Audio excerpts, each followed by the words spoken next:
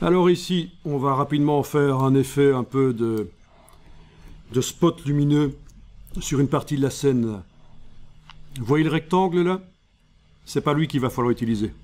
Je vous le dis parce que souvent quand je dis d'utiliser le dégradé, on va activer le rectangle. Non, le dégradé il est là, c'est ça qu'on va utiliser, pas le rectangle. Donc vous activez l'outil dégradé. Le dégradé est prévu pour faire un dégradé de la couleur de premier plan, c'est comme ça qu'il est réglé maintenant, du noir vers le transparent, c'est ce que vous avez aussi. Vous avez un dégradé noir vers transparent, c'est ce qu'on voit ici avec le damier de transparence visible. L'application du dégradé, c'est linéaire, c'est ce qui est prévu là au-dessus, vous avez ça, j'imagine. D'accord, si vous n'avez pas du noir donc dans la case de premier plan, il faut remettre à 0 avec la petite case ici.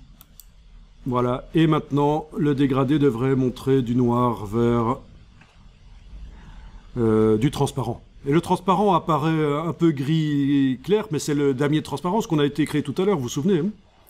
En réalité, c'est vraiment du noir vers du transparent. Alors, si vous... on va aller changer ça ici. Vous cliquez à cet endroit-là. Voilà. Vous allez chercher dans les basiques le deuxième ici. Voilà. Alors, ce serait quelque chose qui ne se serait pas modifié avec la remise à 0 de Photoshop, c'est pas impossible. Voilà. Donc, quand vous avez l'outil dégradé activé, vous allez cliquer là, et dans la liste, basique, vous choisissez le deuxième, c'est couleur du premier plan vers le transparent. Bien. Donc c'est bien une nouvelle image avec juste un calque d'arrière-plan rempli de blanc.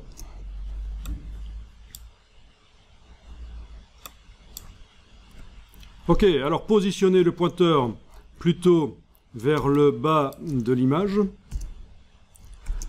Cliquez, gardez enfoncé, remontez vers le milieu de l'image comme ça. Lâchez. Voilà un dégradé.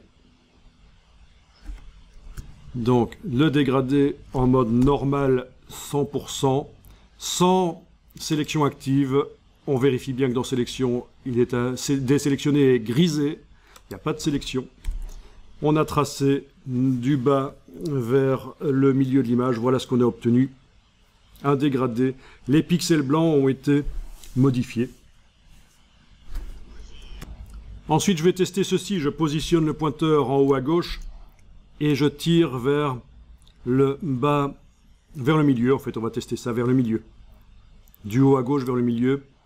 Alors, je vais faire peut-être un peu plus loin encore. Peut-être vers le bas à droite. Voilà. Et j'ai un effet que je recherchais là, un effet de fond un peu publicitaire éventuellement, dans lequel je vais pouvoir mettre mon tracteur. C'est un peu comme s'il y avait un... On était dans le noir, mais il y a un projecteur là qui va donner un coup de lumière sur l'objet. On va pouvoir enregistrer cette image sur l'ordinateur.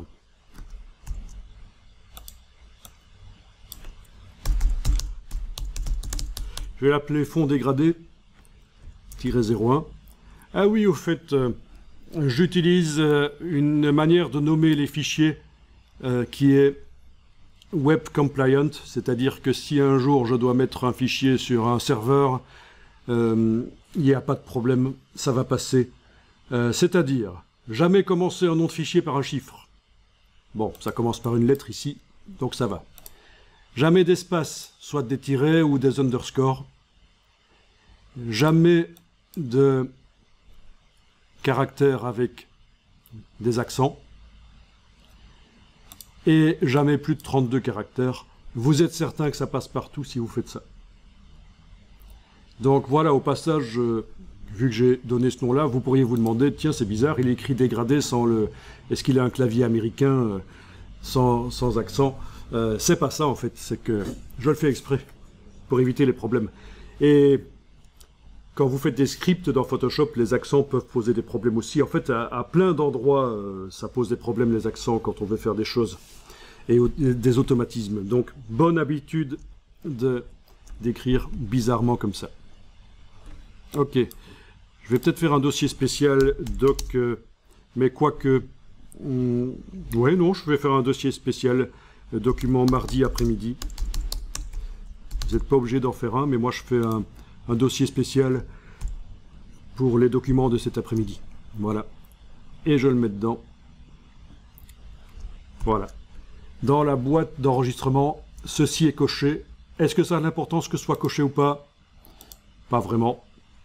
Ça va permettre juste à Photoshop par la suite, mais surtout à d'autres logiciels, de savoir qu'il s'agit d'une image prévue pour du matériel pour le web.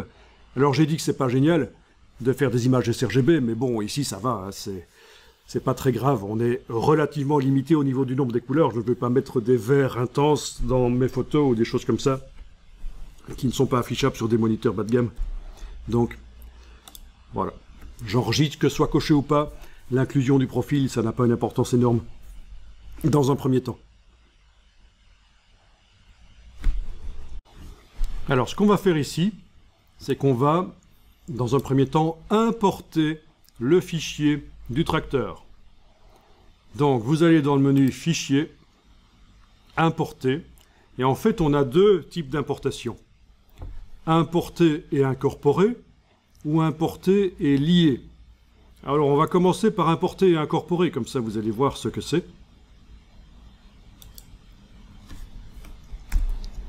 Et vous allez chercher dans le dossier de ce matin le fichier Photoshop, le dernier là, qui contient le tracteur en couleur.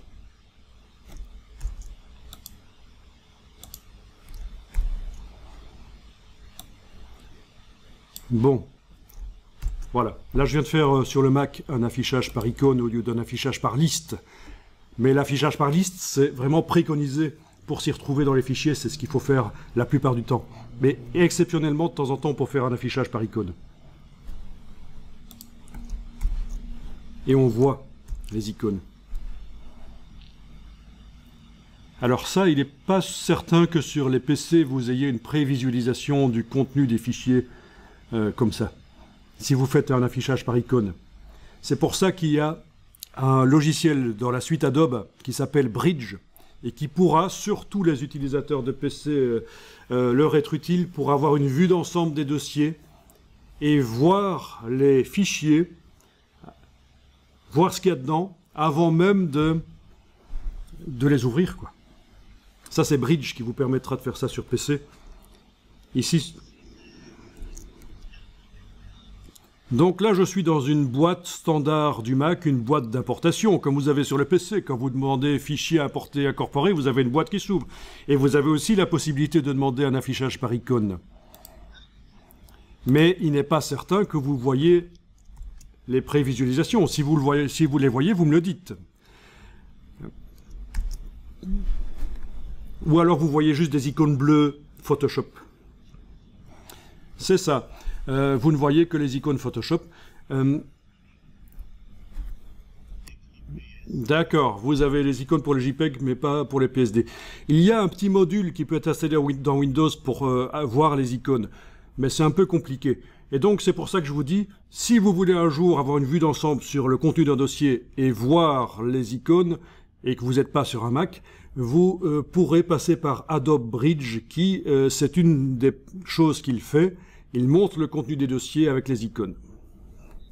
Et comme sur le Mac, si vous enfoncez la barre d'espacement, vous voyez une prévisualisation, comme ça.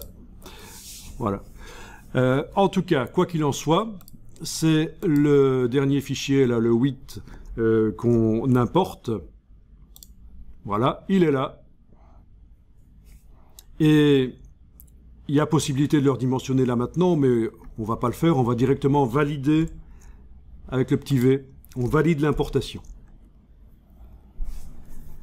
Alors, notre décor n'est pas visible, le décor en dégradé, parce que dans l'image 8, le calque d'arrière-plan blanc était affiché. Mais ce n'est pas un problème, on va pouvoir modifier ça. Donc, qu'est-ce qu'on a obtenu? Un objet dynamique. Alors ici, pour les besoins de la démonstration, je vais enfoncer la touche F et sortir du mode plein écran du Mac. Sur le PC, vous ne faites rien. Je suis juste repassé en mode fenêtre sur le Mac, avec la touche F enfoncée 2 fois sur le clavier. Donc la touche F qui sert à faire des F, quoi. Et on a donc un objet dynamique qui a été importé, voilà. Et ça, c'est léger. Au niveau informatique, tous les calques qui composent ce tracteur, avec les ombres, le calque de réglage et tout, l'objet dynamique aussi. Hein. Donc on a, à l'intérieur de cet objet dynamique, il y a un autre objet dynamique. Ça s'imbrique comme des poupées russes. C'est ça qui est génial en plus. Eh bien tout ça, c'est léger parce que ça n'apparaît pas là. Ça n'apparaît pas. On l'obtient quand on veut, en double-cliquant sur l'objet dynamique. Et ça, vous pouvez essayer. Vous double-cliquez sur l'objet dynamique et il s'est ouvert. Et c'est pour ça que je voulais être en mode fenêtre ici dans Photoshop. C'est pour vous montrer que on est en train de voir l'objet dynamique ici, qui vient de fond dégradé 01, dans lequel je l'ai importé. Et là, je viens de l'ouvrir. Ça s'est ouvert à côté. J'ai donc double-cliqué sur l'objet dynamique ici. Une nouvelle fenêtre s'est ouverte là. Tout à l'heure, on ne voyait pas, quand j'ai fait la démonstration, on ne voyait pas ces petits onglets parce que j'étais en mode plein écran, ils n'apparaissaient pas. Mais là, on voit vraiment. Et vous le voyez chez vous.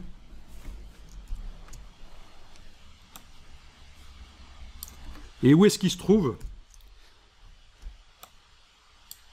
Alors, où est-ce qu'il se trouve? Voilà, oui. Là, c'est le fond dégradé. Ça, c'est l'objet dynamique ouvert. Si ça, vous ne le faites pas sur PC, mais vous avez peut-être un autre moyen de le faire, mais je ne me souviens pas exactement comment on le fait sur le PC. Mais sur le Mac, si on enfonce la touche commande et qu'on clique sur le titre ici, on a le chemin. Et on voit que ce fichier Photoshop se trouve sur mon ordinateur dans un dossier private, blablabla. Et donc c'est un fichier, il fait partie, il se situe dans le dossier de Photoshop en fait. C'est pas dans un dossier que j'ai créé et que je suis en train de gérer là, le dossier qu'on gère le mardi matin, mardi après-midi, tout ça. Non, c'est un dossier temporaire. Ça, c'est pour juste vous montrer que cet objet dynamique, en réalité, il existe sur le disque dur. Mais vous n'avez pas besoin de vous en occuper. Vous voyez la logique? Et donc, dans cet objet dynamique qui s'est ouvert, je vais aller dans la palette des calques, enlever l'œil en face du calque d'arrière-plan. Voilà. Le tracteur est entouré de transparence. Faire fichier enregistrer.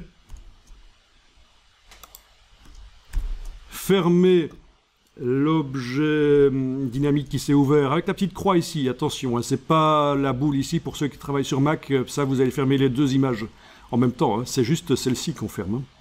Voilà. Voilà, et résultat, on a le tracteur dans notre décor, entouré de transparence. Il manque plus qu'un petit slogan avec une belle police de caractère et ça peut faire une petite image publicitaire sympa.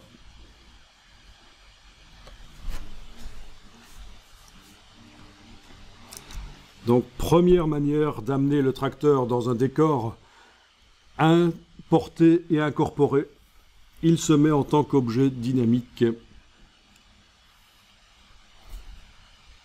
Il est dans l'image du décor.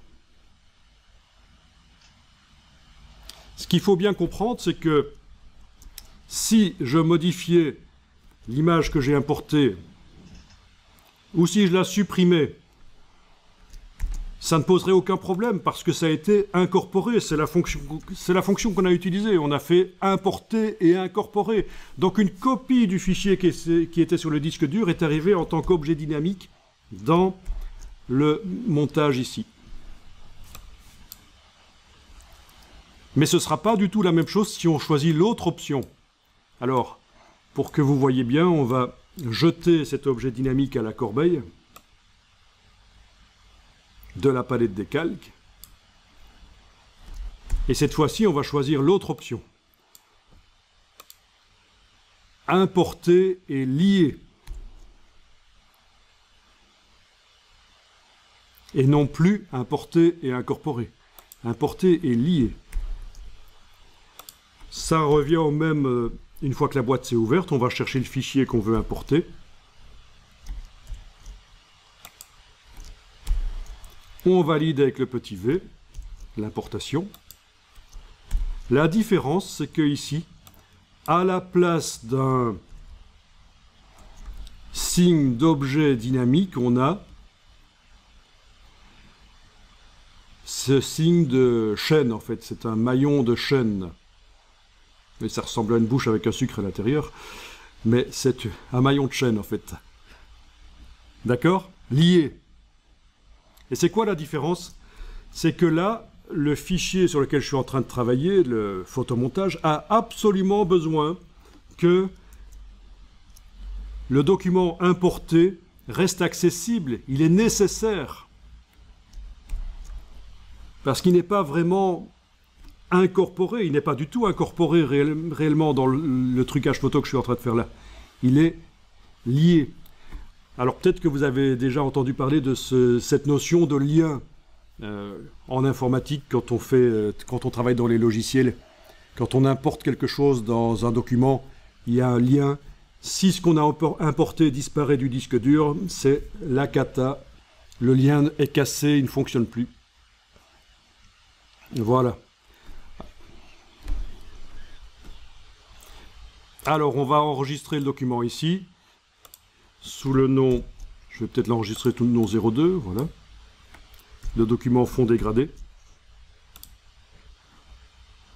On va le fermer, et on va voir ce qui se passe si on ouvre le document ici, et qu'on le modifie. D'accord? Donc j'ai enregistré dans le dossier. Alors, l'intérêt, c'est que c'est très léger, en fait. L'intérêt de lier, c'est que c'est très léger. Et aussi, c'est facile. Quand on veut modifier cette partie-là du photomontage, on sait qu'on doit ouvrir le fichier qui a été importé. On le modifie. Voilà. Et c'est ça qui permet de faire des photomontages très complexes, finalement. Donc, si on est un peu limité au niveau puissance d'ordinateur, ça peut être une bonne solution. L'importation. Importation liée. Parce que ça externalise vraiment la ressource, quoi. Elle n'est pas vraiment... C'est juste l'image de la ressource qui est dans le photomontage. Mais la ressource, c'est le fichier sur le disque dur. Voilà. Donc, dans le dossier de mardi après-midi, j'ai bien sûr ceci, ce que je viens d'enregistrer. Et là, dans le dossier de mardi matin, j'ai le document ici. Voilà. OK. Alors, faisons un petit test ici. Le calque qui est activé, c'est bien celui du dessus, le tracteur. On va aller rapidement créer du texte. Juste un titre. Vous prenez l'outil texte. Il y en a qui se cachent derrière. Texte vertical. Ça, c'est pour faire des sélections. Alors, une astuce. Ne faites jamais du texte vertical. En graphisme, c'est très mal vu. Parce que ça fait du texte illisible. Vous voyez un peu comme les enseignes de restaurants où les lettres sont les unes au-dessus des autres. C'est le genre d'erreur de débutant en graphisme, en fait. Donc, c'est ce qu'on appelle le texte à la chinoise. Voilà, texte vertical ici. Mais historiquement, on appelait ça le texte à la chinoise, ça n'a rien de péjoratif. C'est juste en fonction, par rapport à la manière dont les Chinois écrivent le texte, en fait.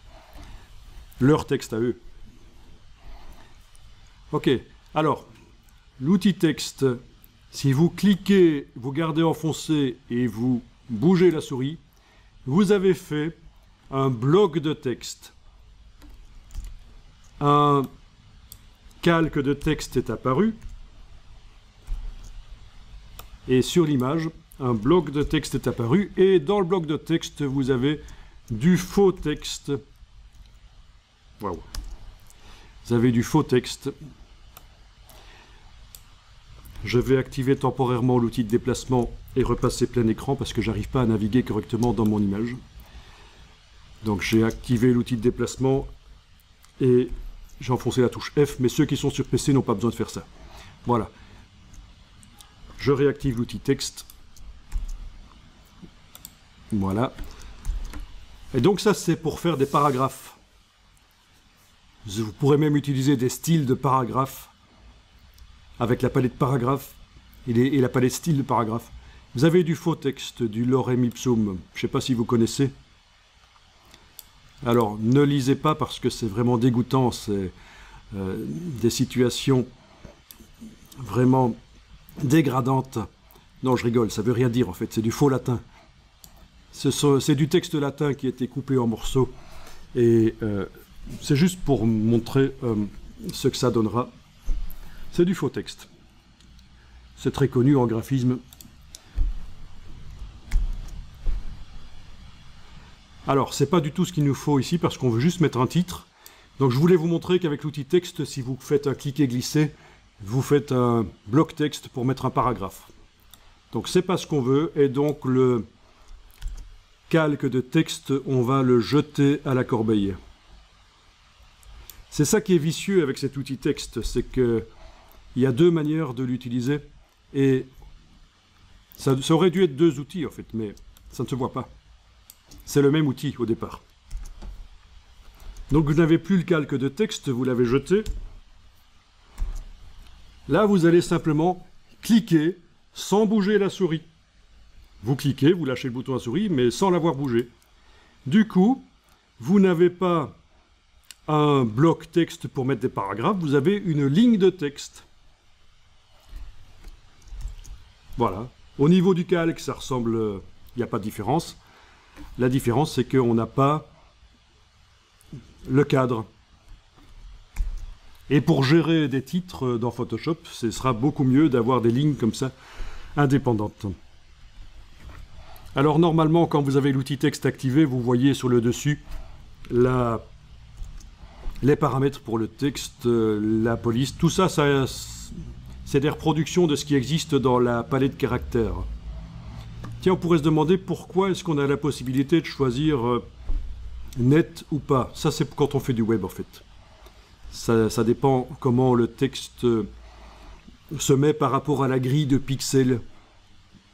Donc vous en occupez pas, sauf si vous faites des interfaces web. Bien.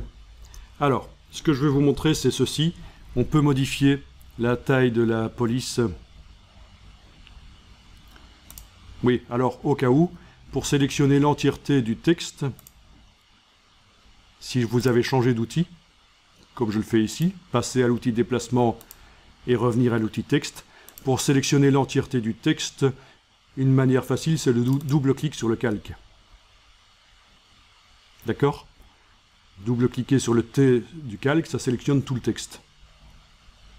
Ce qu'on voit là qui apparaît, c'est les fonctions OpenType. C'est un peu avancé, c'est autre chose.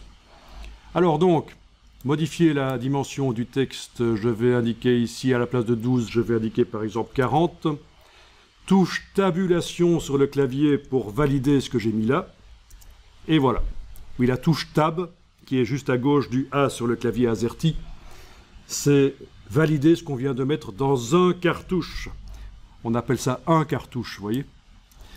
Un peu comme les hiéroglyphes égyptiens. Ils sont dans des cartouches, mais c'est un mot masculin. Ok.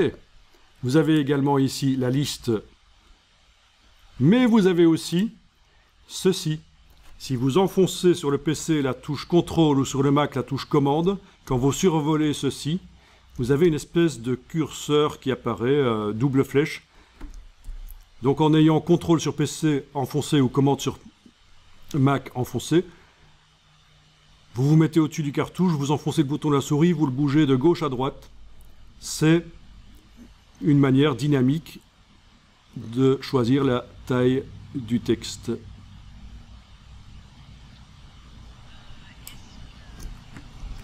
Alors, bonne question, est-ce que le texte dans Photoshop c'est vectoriel ou pixel? c'est du vectoriel. Mais il est vu à travers le canevas de l'image. Et donc, en fonction de la précision actuelle de l'image, je pourrais améliorer la précision en multipliant les pixels de l'image. Mais en fonction de la précision actuelle, si on zoome, c'est vrai qu'on voit des pixels. Mais c'est du vectoriel vu à travers des pixels. Et si j'enregistre dans le format spécial qui permet de conserver le texte vectoriel, c'est-à-dire le format Photoshop PDF, dans le PDF, le texte sera net beaucoup plus que ça. C'est ça l'astuce. Donc, comme je le disais l'autre jour, souvent on a dit qu'il ne fallait jamais faire du texte dans Photoshop parce que ça devenait flou à cause des pixels. Mais ce n'est plus vrai, il faut connaître l'astuce. Enregistrer au format Photoshop PDF. Et tout ce qui est vectoriel reste vectoriel dans le PDF, et donc c'est super net quand on imprime. C'est pour l'impression que ça a de l'importance.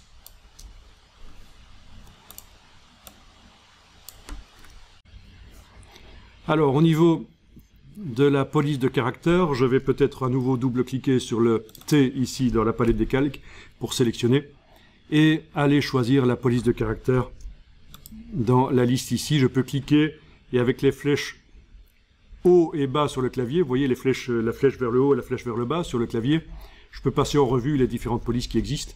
C'est une des manières, et c'est la pire en fait, pour choisir la police. Et j'ai plein de polices qui ne fonctionnent pas. Je vais utiliser la liste ici. Voilà, plus bas ici j'ai la liste. Super, ce serait peut-être bien que je bouge l'image pour... Waouh, là je viens d'enfoncer la barre d'espacement, j'ai effacé mon texte. Donc je vais faire... CTRL Z, voilà.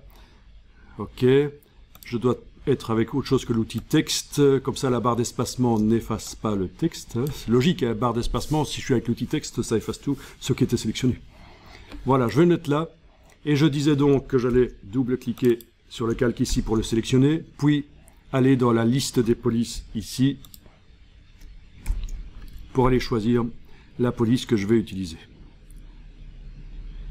Il y a une manière encore plus intelligente de sélectionner la police, c'est d'imprimer en fait ce qu'on appelle le livre des polices. Et ça existe sur Mac et sur PC.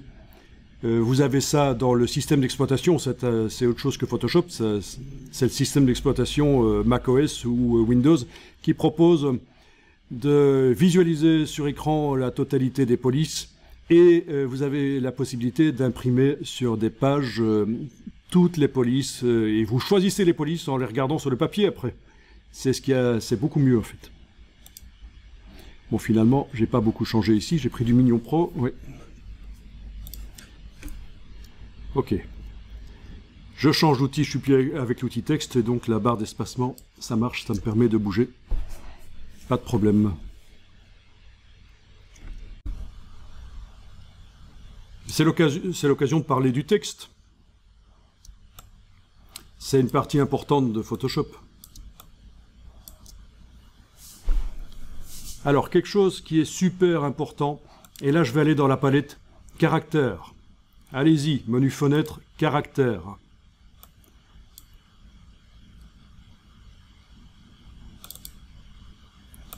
Donc quelque chose qui est très important, je crois qu'il n'y a même pas besoin de sélectionner le texte pour que ça marche. Je pense que si le calque texte est juste activé, ça devrait le faire.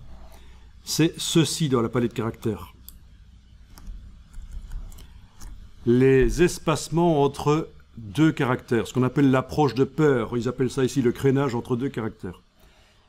Il faut toujours mettre, sauf si vous avez une raison bonne de ne pas le faire, mettre en optique à la place de métrique. Et normalement, ça va changer quelque chose là sur l'écran, sur le texte. Oui, ça l'a fait. Donc j'avais raison, il n'y avait pas besoin de sélectionner les caractères. Il suffisait juste que le calque soit activé. Alors c'est quoi? Ben, quand vous êtes en métrique, ce qui est l'option par défaut que Photoshop vous propose, les espacements entre les caractères sont les mêmes pour toutes les paires de caractères, entre le L et le O, entre le O et le R, etc. Entre chaque paire de caractères, l'espacement est régulier, métrique.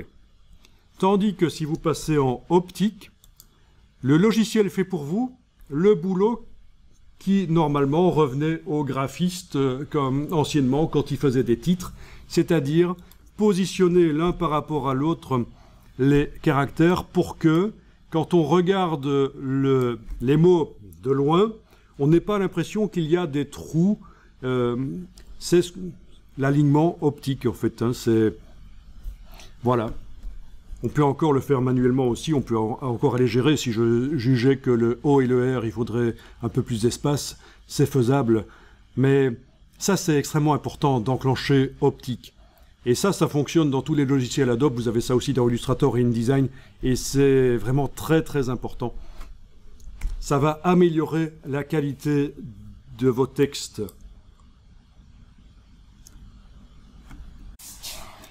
Bien, on pourrait mettre des effets spéciaux sur le texte là, mais je ne vais pas le faire, je vais juste le laisser là. Peut-être changer sa couleur quand même. Donc, quand l'outil texte est activé, vous avez ici l'échantillon de couleurs dans la barre des options, mais vous l'avez aussi dans la palette caractères.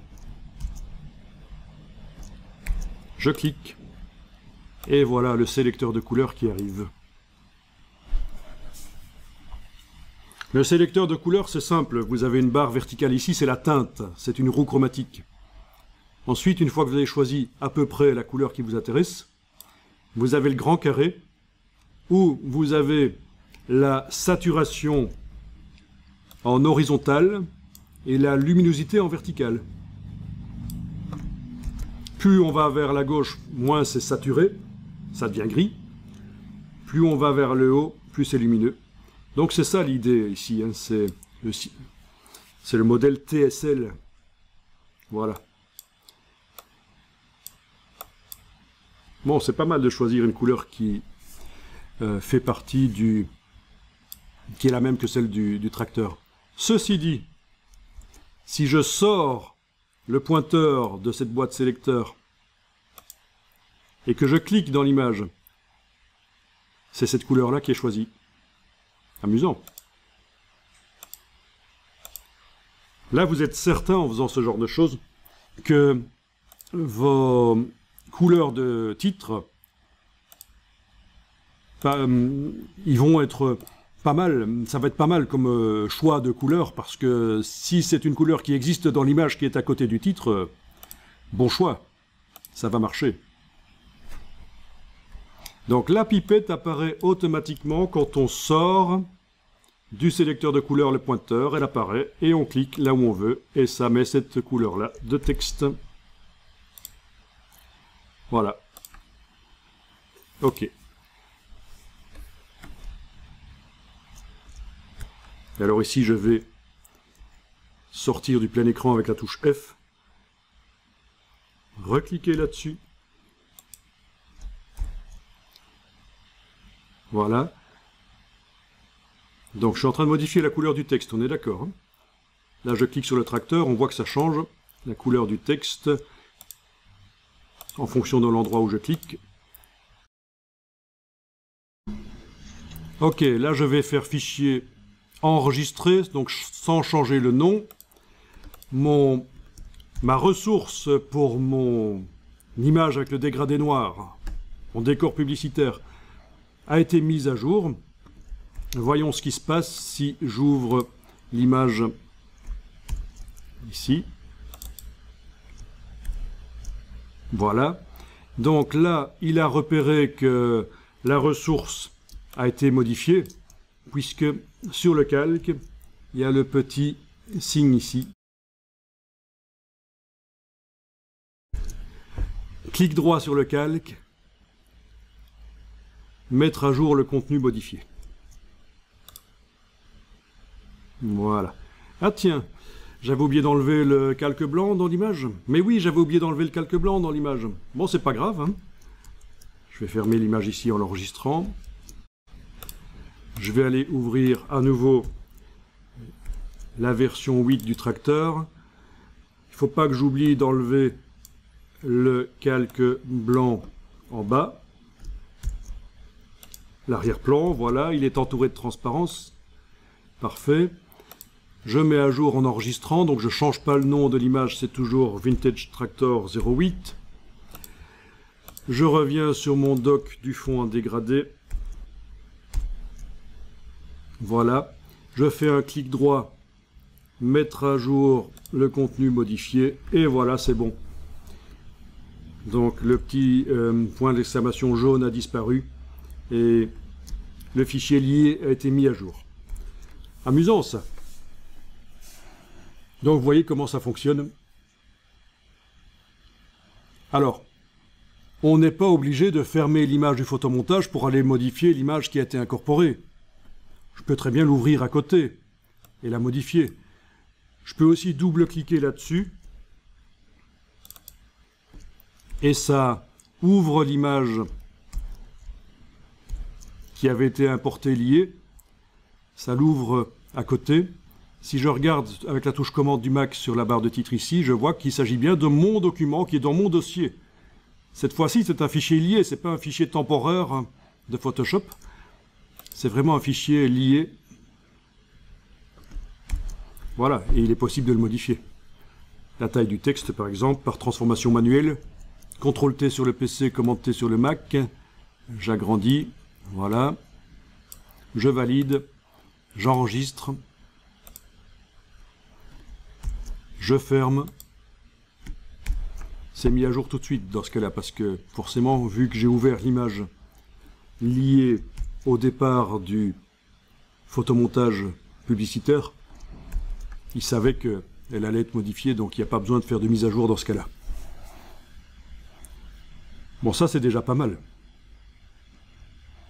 Alors il y a juste un problème avec ces fichiers importés, que ce soit par la première version d'importation qu'on a vue, qui avait créé un objet dynamique complètement indépendant du fichier sur le disque dur, ou par la deuxième version qu'on a faite, importer et lier. Le problème, c'est que si on veut modifier le contenu, tout en restant dans le photomontage, c'est pas possible. Par exemple, là, je voudrais créer des ombres sous le tracteur, mais je ne veux pas le faire dans le fichier que j'obtiens quand je double-clique là. C'est pas ici que je veux faire les ombres que je vais ajouter là. Je veux le faire dans mon photomontage et directement voir en situation ce que ça donne. Et là, c'est la troisième chose qu'on va faire. C'est qu'au lieu d'importer, on va déplacer les calques du tracteur, de l'image du tracteur avec ses ombres, tout ça. On va déplacer tout ça en tant que groupe dans le photomontage. Et ce sera plus lourd au niveau informatique, ce sera beaucoup plus lourd. Ça nécessite d'avoir des ordinateurs puissants parce que là, les calques, ils sont vraiment. Mais au moins, au niveau du contrôle qu'on a sur les choses, le photomontage, vous allez voir que c'est autre chose, quoi. Bon, si je résume rapidement, j'ai une image dont la taille est de 16 mégas. Alors ça, c'est intéressant de voir, puisqu'il y avait eu une question là-dessus aussi, l'intérêt de importer et lier. Image PSD qui fait 16 mégaoctets.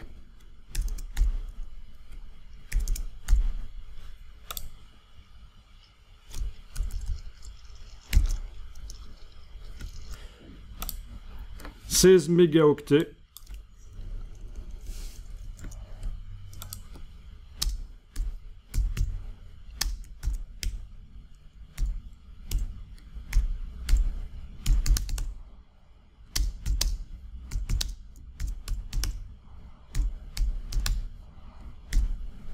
en anglais 16 mégabytes, écrit comme ça, BYTE. À ne pas confondre avec le mégabit, qui est le 8e du mégabyte. Mais je vais pas m'étendre là-dessus, mais c'est important de comprendre quand même un peu ces mesures. C'est la taille du fichier sur le disque dur, donc 16 mégaoctets.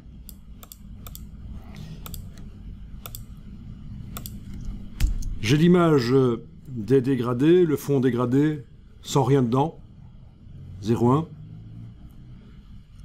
4,1 mégaoctets.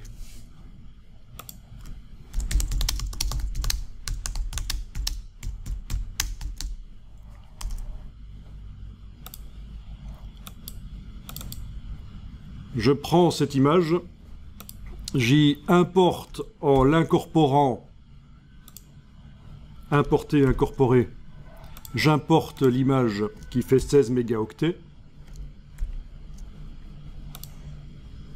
La voilà. Je l'enregistre, cette image. Je vais l'appeler fond dégradé avec PSD incorporé.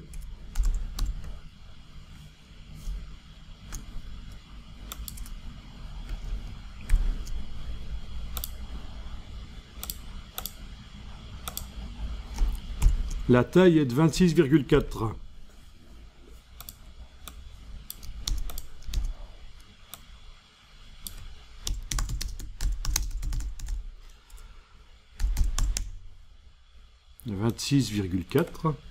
Et on travaille sur des petits fichiers là. Quand on fait du Photoshop, c'est pas rare d'atteindre 300 mégas, 500, voire même le giga assez rapidement.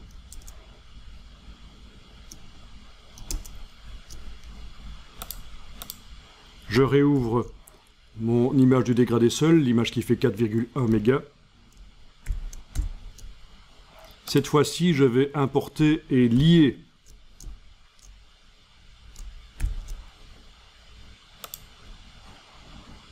je vais chercher mon fichier de 24 mégas.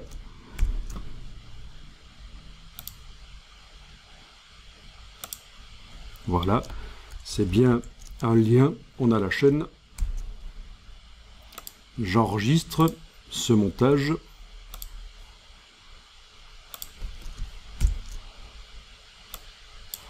Donc c'est avec cette fois-ci PSD lié.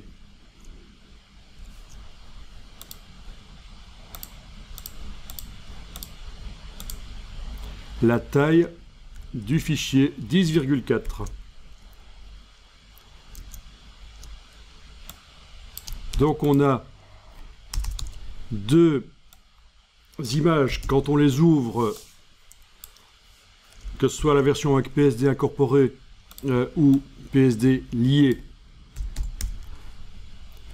Elles se ressemblent comme deux gouttes d'eau, mais il y en a une qui n'intègre pas réellement le fichier importé, il est lié. Et donc déjà pour des fichiers aussi petits que ça, on voit une différence dans la taille.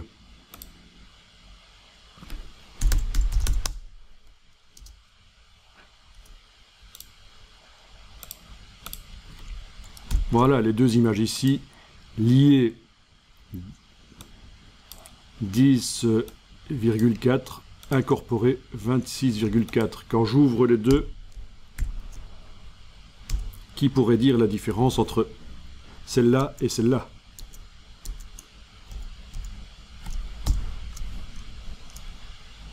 Celle-là et celle-là, aucune différence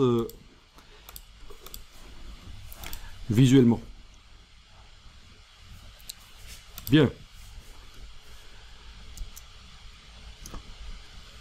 Alors, vous avez toujours votre image avec le fond en dégradé sans rien dedans. J'imagine, fond dégradé 0,1. Vous allez pouvoir l'ouvrir. Et cette fois-ci, on va déplacer les vrais calques dans cette image. Ce n'est plus d'importation, c'est du déplacement des calques de l'image du tracteur vers cette image avec le dégradé.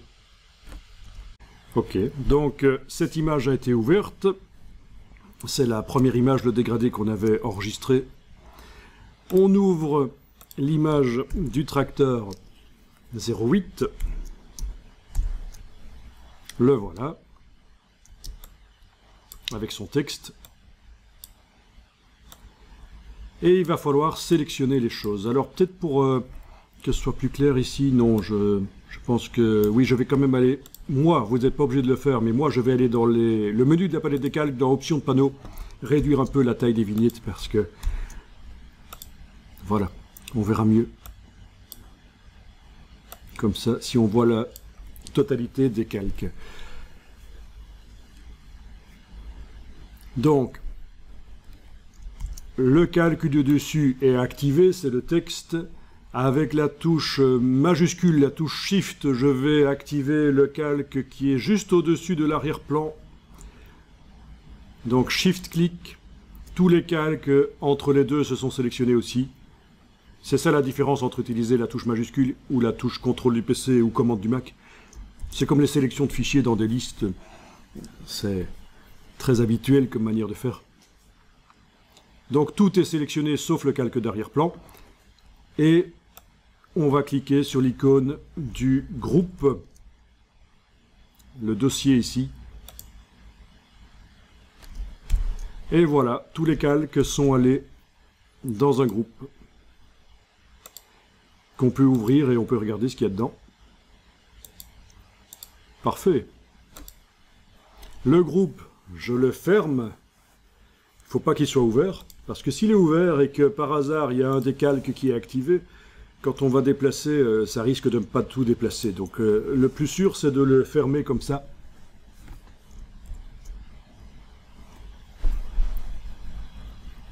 Alors, je vais passer ici en affichage par fenêtre flottante. Donc touche F, F sur le Mac. Sur PC, vous n'avez pas besoin de faire ça.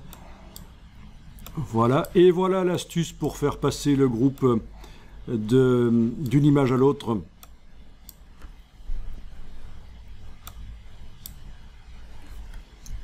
Je prends le groupe, je le déplace sur l'onglet de l'image du dégradé. Je ne lâche pas le bouton de la souris. Je descends sur l'image du dégradé. Je lâche le bouton de la souris. Je répète, je suis sur l'image du tracteur, je prends le groupe, je le déplace sur l'image, sur l'onglet qui correspond à l'image fond dégradé. Je redescends sur l'image fond dégradé, je lâche. Et voilà, le groupe, une copie du groupe a été mise dans l'image du dégradé. Tout y est. L'image originale ici ne me sert plus, je vais la fermer avec la petite croix ici. Voilà. Enregistrer les modifications.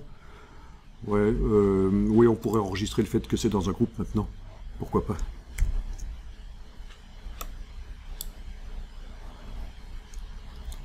Voilà, et donc, je vais pouvoir redimensionner les choses. Alors, on va pas compliquer trop ici. Mais ce que j'aimerais bien faire, c'est recréer des ombres quand même. On va redimensionner tout le groupe, en fait, pour que le tracteur soit quand même plus petit dans l'image.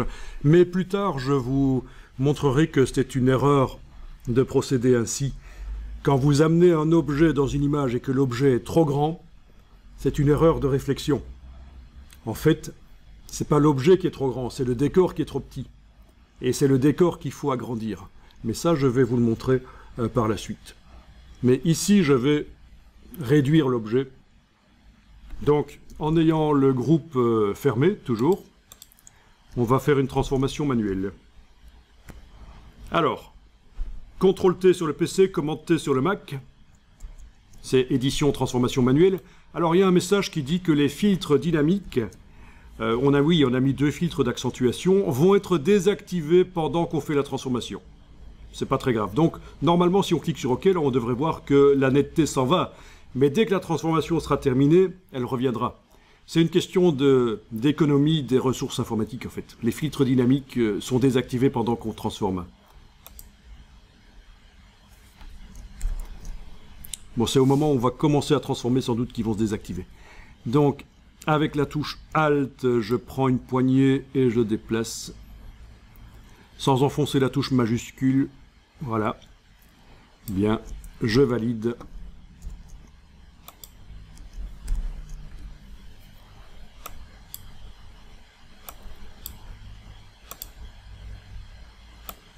le tracteur est composé de moins de pixels. Mais en réalité, non. Parce que le vrai tracteur avec tous ces pixels est dans l'objet dynamique. C'est une des caractéristiques des objets dynamiques, c'est qu'on peut les redimensionner autant qu'on veut. Même les faire tout petits pour les réagrandir, tous les pixels d'origine sont conservés, ils sont dans l'objet dynamique. Alors que normalement dans Photoshop, quand on diminue la taille d'un objet, il est composé de moins de pixels et si on réagrandit, c'est flou, c'est foireux. Mais pas quand c'est un objet dynamique. Par contre, les ombres qui ne sont pas dans des objets dynamiques, oui, elles sont composées de moins de pixels, les ombres. C'est pas très grave parce qu'elles sont de façon floue, par nature.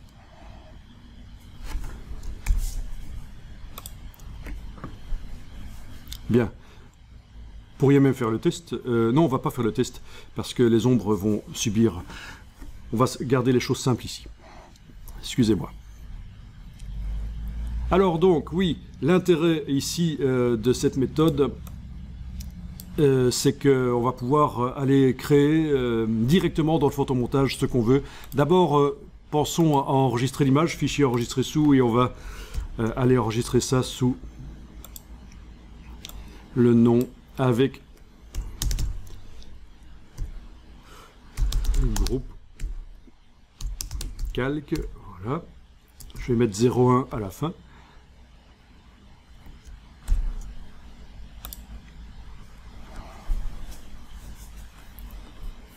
Donc c'est la méthode du groupe de calque, bien lourde au niveau informatique.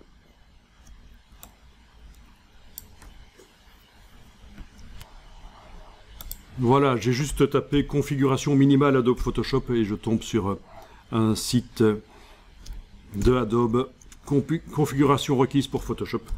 Donc la carte graphique de l'ordinateur fait énormément. Elle vient vraiment extrêmement en renfort du processeur central de l'ordinateur et c'est pour ça qu'il faut vraiment avoir une bonne carte graphique.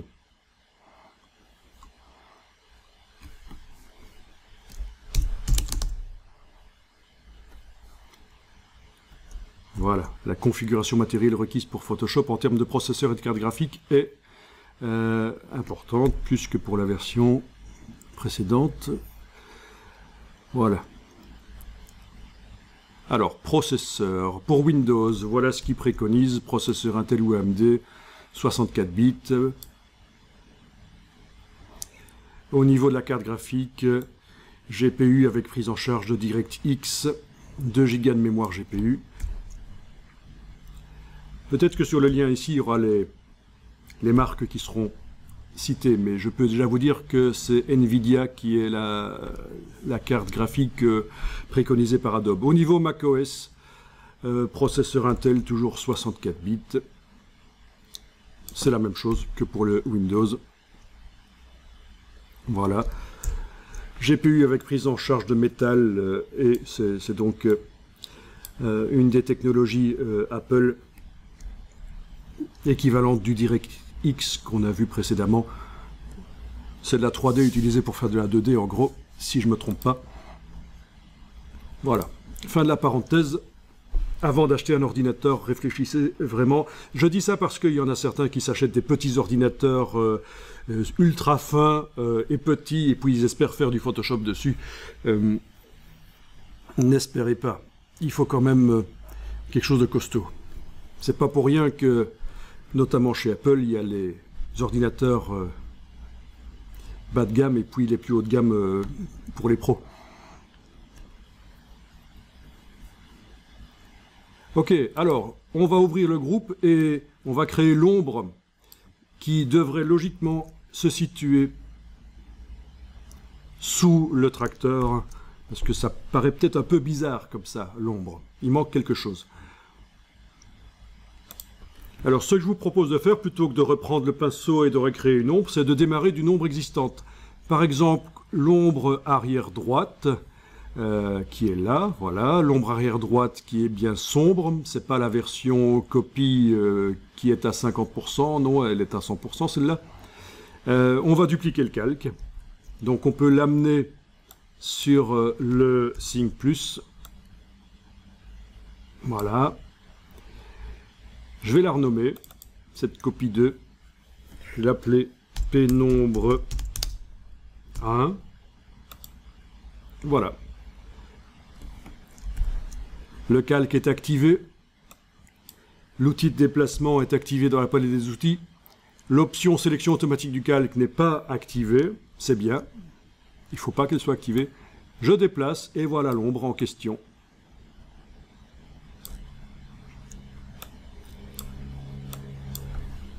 Transformation manuelle par CTRL-T sur PC, Commande-T sur Mac. Avec la touche Alt. Voilà. C'est la pénombre qui est là. Je l'agrandis bien. Ben oui, c'est tout le tracteur qui fait une zone de pénombre. Je valide. Avec le petit V au-dessus, la transformation manuelle est validée. Et bien sûr, je vais devoir maintenant diminuer l'opacité de cette pénombre 1 avec le curseur opacité ici. En regardant ce que ça donne directement là. Voilà, c'est ce genre de choses que ça doit faire logiquement. Une ombre qui n'est pas extrêmement sombre, mais qui est quand même présente bien là.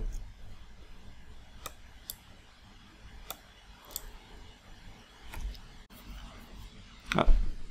Donc, pour répondre à ta question, quand tu as importé, non pas quand tu as importé, quand tu as déplacé, puisqu'on on a déplacé un groupe ici, quand tu l'as déplacé dans l'image du dégradé, c'était beaucoup plus grand. Ça débordait. Quand tu as fait la transformation manuelle, tu as dû zoomer en arrière et tu avais les poignées qui... Mais ça, c'est pas un problème du tout. Hein. C'est pas un problème du tout. Alors, le fait que ce soit écrasé dans un sens ou l'autre, ton tracteur, c'est parce que tu as enfoncé la touche majuscule pendant que tu as réduit. C'est pour ça. Au lieu de la touche Alt. Moi, j'avais parlé de la touche Alt pour que ça se réduise par son centre. Mais alors, ce qui m'étonne, c'est qu'on a tous démarré d'une image identique et ton tracteur était plus grand. Bizarre. Quand tu vas dans Image, taille de l'image, est-ce que tu as bien le format que Photoshop avait proposé, 1890 sur 1417 ici, c'est bien la taille d'image que tu as quand tu vas dans le menu Image, taille de l'image. Donc en fait, voilà. Quand on travaille sur la pénombre et qu'on demande une transformation manuelle par CTRL-T sur PC, Commande-T sur Mac, donc si on veut que ça, qu'elle reste en place et qu'elle se redimensionne. Vous êtes toujours là? Si on veut qu'elle se redimensionne comme ceci, c'est la touche Alt. Là, j'appuie sur la touche Escape et je reviens en transformation manuelle pour montrer que si j'enfonce pas la touche Alt et que je veux la réduire, je suis obligé de prendre la poignée là, puis là. C'est ça la logique, hein, c'est...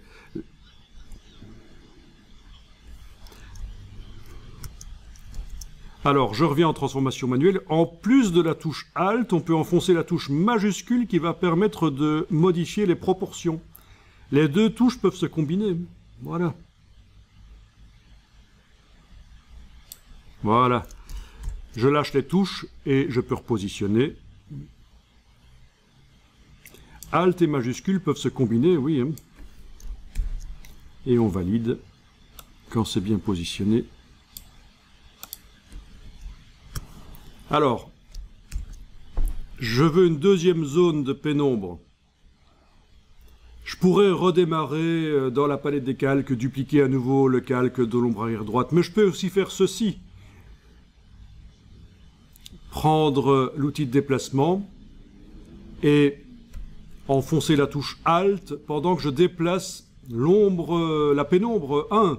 La pénombre 1 qui est activée là.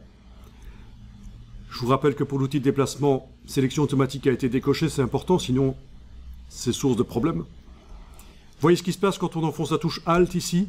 On a le signe qui dit qu'on va dupliquer. Dans tous les logiciels Adobe, ça marche comme ça. Touche Alt, quand on déplace un objet, ça le duplique. Et voilà. Je lâche la touche Alt et j'ai un deuxième objet qui s'appelle pénombre 1 copie. Je vais le renommer pénombre 2. Voilà. Et cet objet, je le positionne. Je peux le transformer, bien sûr, par transformation manuelle.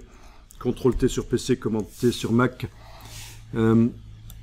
Touche Alt pour le redimensionner comme ça.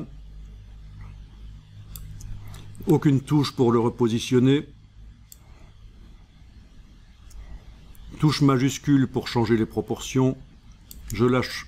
Aucune touche n'est enfoncée. touche majuscule. Voilà. Donc voilà comment on va arriver à créer un semblant de pénombre réaliste. C'est grâce à ces deux zones qu'on positionne.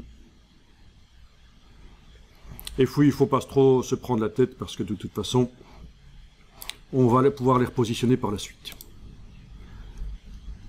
Mais ça, c'est sans doute un peu plus réaliste que bêtement ce qu'on avait fait précédemment.